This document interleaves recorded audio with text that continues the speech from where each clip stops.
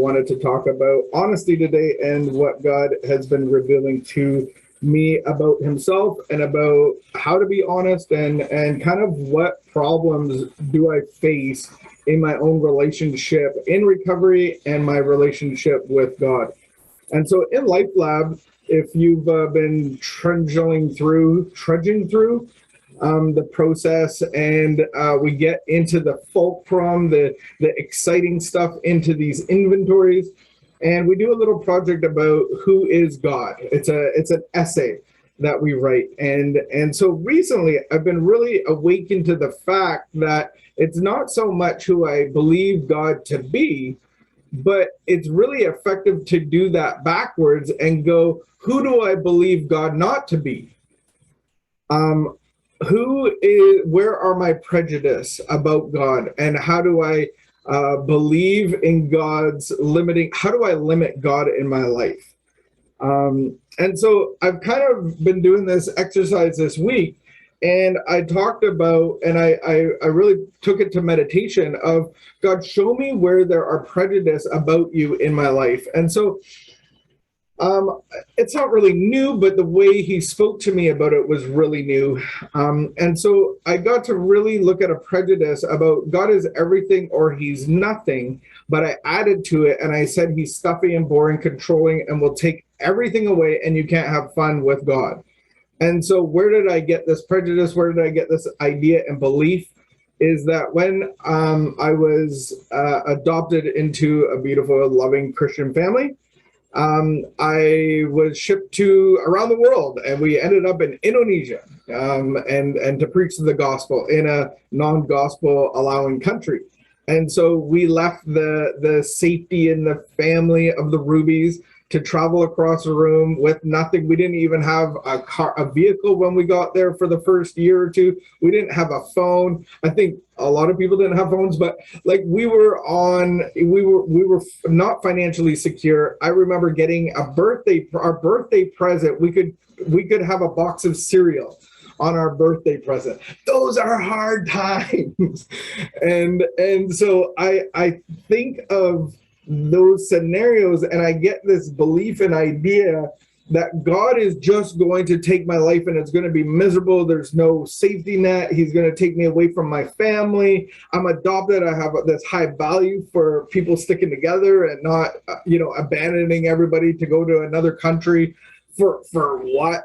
With little kids, and taking opportunities away from the whole family to be in the beautiful country that we live in. But the enemy came in, and I had to ask myself in this exercise, is it true or false? Here's where the enemy comes in, because the truth is, it is true that God is everything or he's nothing. God is 100% or 0%. The part that the enemy takes in is that God will take all of your fun away. God will take all of your dreams away. God will take all of your valuable belongings away, your family away, all of those things. You have to sacrifice everything for this life of service and dedication in a third world country. Like, I might even get called to Africa. Oh my goodness, that would be a nightmare. I would melt in Africa. And what I didn't realize is that God can be everything, and he is nothing, but he'll change my heart to love what he's going to guide me to do. So my parents could do what recovery is telling us to do and abandon themselves utterly to him. So why can't a person abandon themselves utterly to him? Why can't, if this is so easy, the spiritual life is so rewarding, I've lived an alcoholic, drug addicted life, it hasn't gone well, I have a criminal record, I've robbed and pillaged my own bank account, I've gone in bankruptcy because I've taken every opportunity away from me and my family, and it's like, that's an easy life to abandon. So all I have to do is abandon that life and abandon myself utterly to God. Why is that so hard? And so I've worked with many people that keep relapsing or have relapsed after a number of years or months or whatever it is.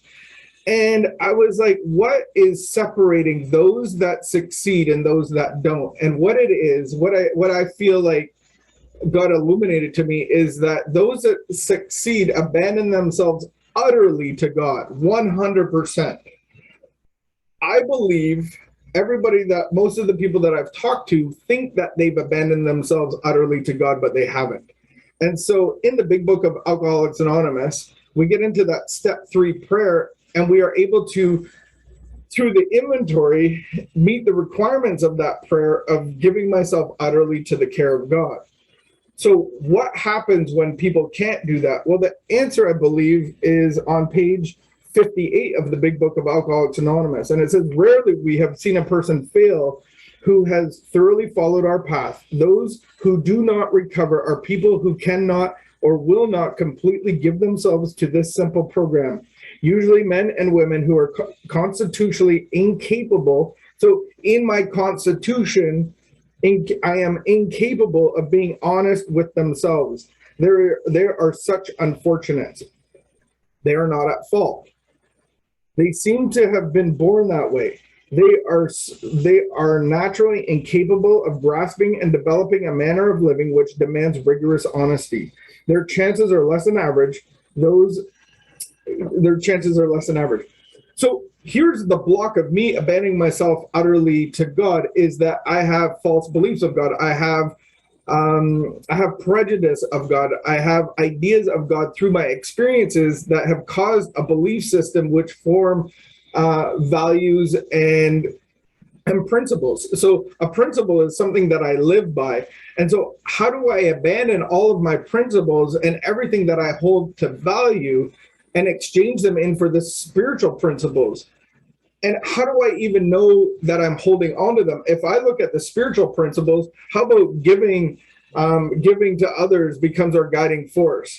Living the life of the recovery, not just talking about, but actually living it. Be of maximum service to God and to others. There's all these principles in the Bible, in our big book of Alcoholics, and all of these principles are spiritual guiding principles. How about that my heart will be positioned in a place of neutrality, and my darkest moments, even of physical abuse, emotional abuse, any horrific things that have ever happened to any of us, I will be put in a place of neutrality that I can totally forgive, but not forget, but be in neutrality, and my darkest hours can help others.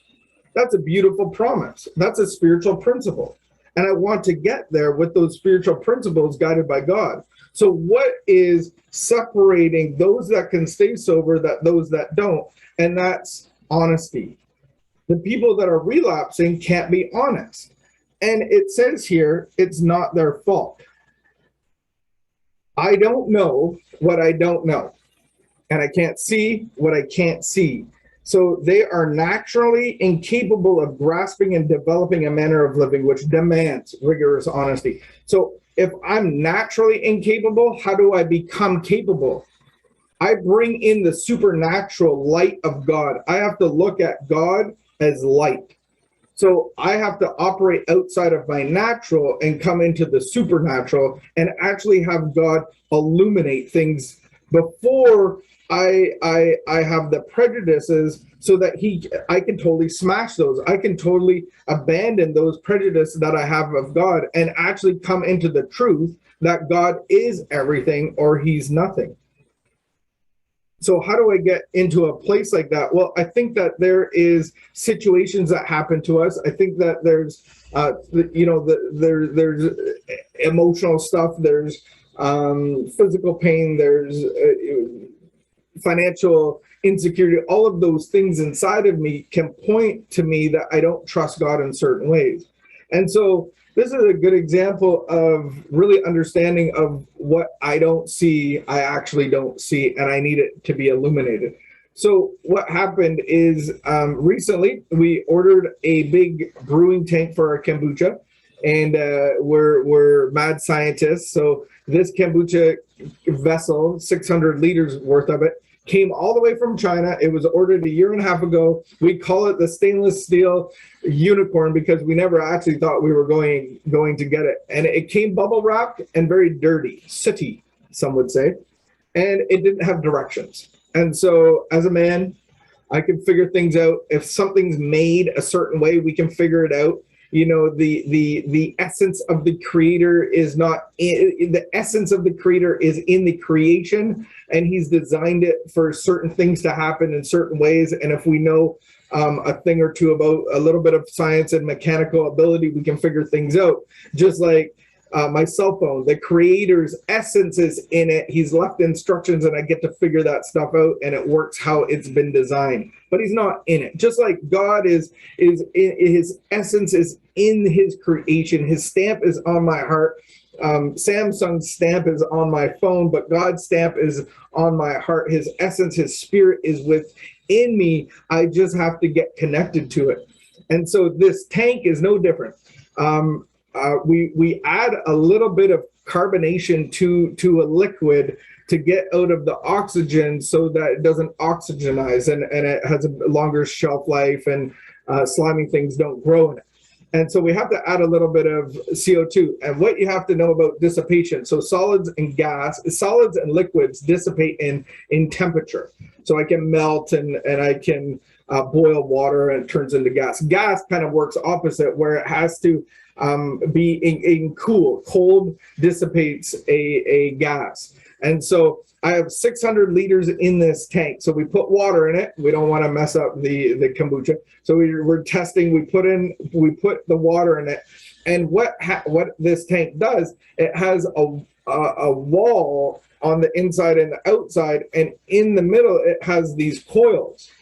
And so it's designed to have a glycol chiller, so glycol can go to minus 35 and never freeze. And it has an outline to go into the coil of the tank, and an outline to come, and it's like a circuit. So it goes in cold, takes out the hot, and that's how refrigeration happens.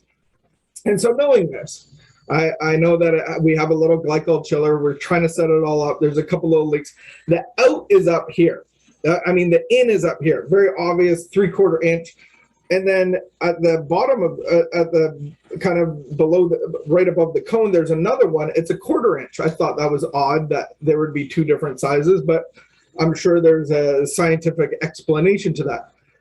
So I hook it all up. We got a couple little leaks. I kind of fix everything up. And then I turn on the chiller. The chiller starts working. I'm like, yeah, here we go. We're going to take off. We're going to rule the world with kombucha. Ha, ha, ha, ha. I turn on the pump that cycles all of this cold liquid to take out the heat of the liquid inside the vessel. And I see the green going in. And I'm like, yeah, there we go. It's working. It's working. And then I hear what I would say that maybe somebody was urinating around me or behind me. And I'm like, who's peeing? There's water falling. Oh my goodness, the ground is green because it kind of looks like antifreeze. And I'm like, it's pouring out of somewhere. It's an open circuit. There's nothing coming out of the outline because the outline wasn't the outline. The outline was at almost the bottom of the cone of the tank. I had to shut the pump off. For the next 2 hours, I whined and complained about cleaning up glycol propylene. It's a little bit it's horrible. And this was the end of my day. But I did not know what I did not know.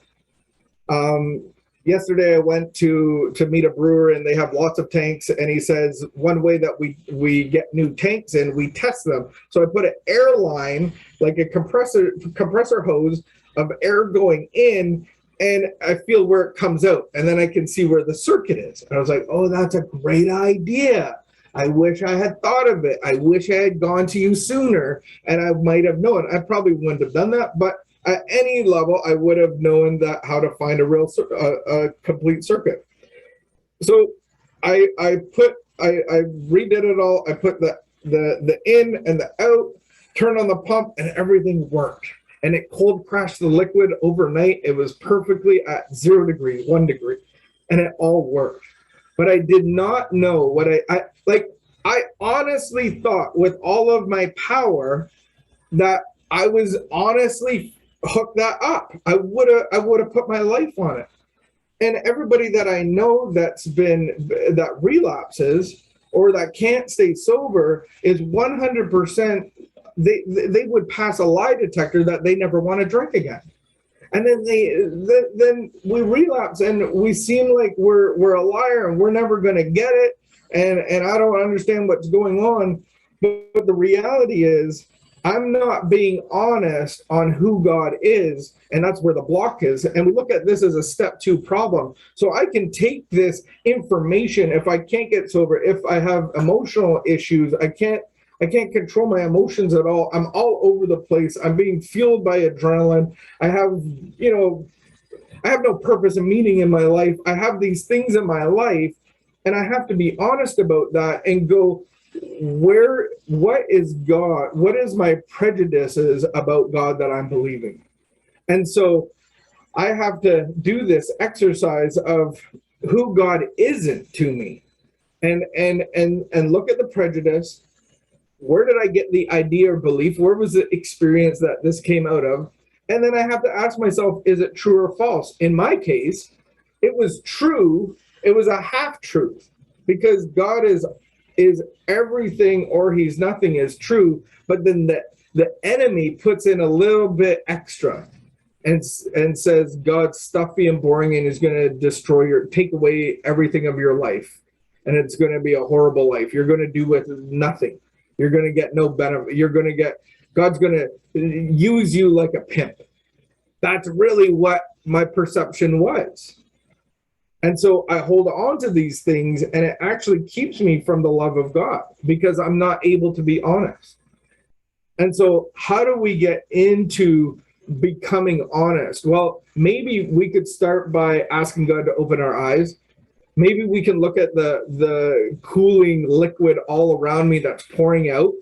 Like that doesn't mean it's a relapse. That means maybe I'm blowing up at the kids. Maybe I'm not giving money to church, or maybe I'm not helping other people. I have no real purpose or goals in my life. Like I live a life of selfishness and self-centeredness. And so I can look at those measurements and go, I want to be honest. And so what am I not believing about God that I need to believe about God? And so I don't want to continue to be constitutionally incapable of telling the truth. And so now I can really go into this relationship and prayer meditation and ask God, open my eyes. What prejudices do I have? I could start by listing a number, 10, 20 principles of recovery, of the spiritual life. I could start listing those things and look at my actual values and compare them and go like, am I living the spiritual principled life like I think I might be? Or am I like having all these principles? Because wherever there are my principles, like even little things like the early bird will get the worm. You got to work. You gotta get yours or you'll be gotten. You got to strive and prove yourself in this world. I'm a self-made man. All of these things are principles, but they're not spiritual principles. And so I can start by looking at the principles that I actually hold on to, the values, the belief systems, in my finances, in my relationships, in my personal relationships, where I spend my time, my energy, all of those things, and actually come and see the truth and going like, yeah, I'm leaving God out of a lot of my life. And so I think just simply the thought is, how do I be honest when I don't even know I'm being honest? Well, I have to look at the road signs. I have to look at the glycol that is spilling all over the floor. Each bucket, I had to buy 2 of them that cost $135. I have to replace that. And it's like, I don't want to keep doing that. I don't want to keep going around and around and around. And so to be honest, if that's where you are, is just saying, I don't have a relationship with God, and you're saying that God's going to solve all of my problems. I just have to adhere myself to him, go through a program of action like LifeLab, go through really understanding my false beliefs of who God is, And then putting in the truth there. And then when I get to this prayer of utterly abandoning myself to him, I can actually complete that task, because now I know the truth about God. Now I know the truth that God will never leave me or forsake me, that God will never abandon me. I know the truth that God, my heart was designed as a river, and God's river of love will flow through me. I will be filled with purpose and meaning and peace and love and joy and all of those things that I've ever wanted. And I have to come into that belief of who God is. And so many times we want God to show us the new life before we abandon ours. That's not what they're asking. That what we have to do, the reality of consensual love, is I have to abandon my life for the new life. And that can be very scary, because some of us have great lives, but it doesn't mean it's the life God has for you. It doesn't mean you're living the spiritual life. And we talked about this a little bit, about the life that we've come from on the cruise liner. And the spiritual life is all about being on the battleship. And we look at the prejudices of, well, I don't like sleeping with other people that may be smelly or pass gas. They might eat more than me. There's not good food on the battleship. It's like 15-hour days. I don't like the color gray. I don't want to be in battle. Like, I don't want the intensity of my life. And it's like, those are the prejudices that I have of God and the spiritual life that he's bringing me into. But let him bring you into it by abandoning yourself utterly to him through this process of really addressing these false beliefs that I have to God. And then I can be utterly and totally honest.